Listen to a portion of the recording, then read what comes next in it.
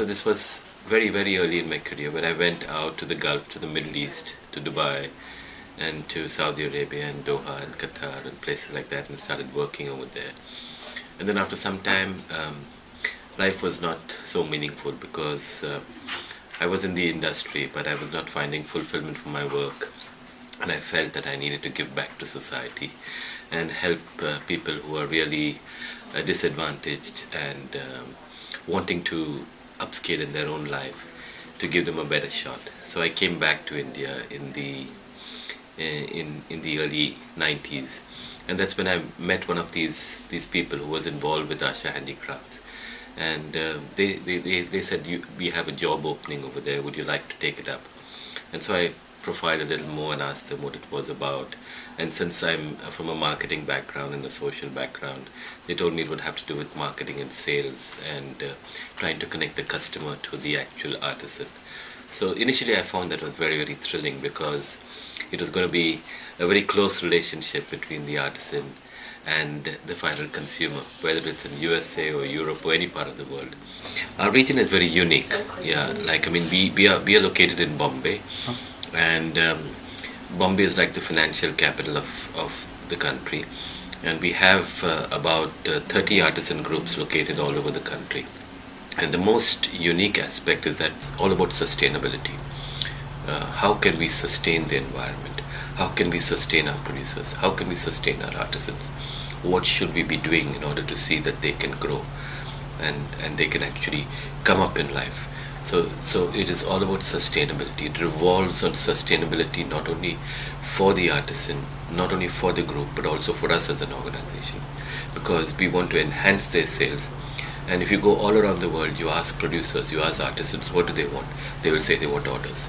So the more we are able to sustain them by giving creativities, by giving creative ideas, by giving things that will make them upscale and sustain themselves and prove themselves, not only to us but even to the worldwide market, that will help them in the long run. One of the biggest issues we find is waste disposal, and it is not disposed properly, it is not disposed in a manner that is befitting, and if it were not recycled, then it would be pretty difficult in a vast country like India. So what we are doing is, we have started a program where through the rag pickers in our city of Bombay, we are able to collect the old plastic bags, and then we recycle those plastic bags to actually make beautiful jewelry. And then if their rag pickers are getting a certain amount of money for picking that many kilograms of bags, then we see that they're given an extra maybe 15 or 20 rupees, so that it is something that they look forward to.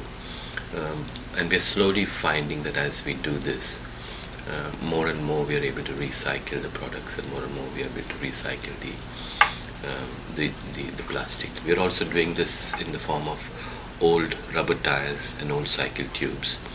So we pay them premium if they get us old cycle tubes, and then that is redone and sold in the market. Looking at arts and crafts across our country, it's preserving the arts and crafts is also a big challenge for us, because this next generation is a bit of an educated generation in our country, and they do not want to follow in the footsteps of their fathers or their forefathers. So they are veering away from producing arts and producing crafts, and so that is a big challenge to us, to actually help them retain their talent and their skill to continue in the tradition of producing crafts. So I would think the way to address it is through education, through empowerment, through social justice, through programs that will actually help them preserving this culture and preserving the art and craft of our nation, because otherwise it will die out.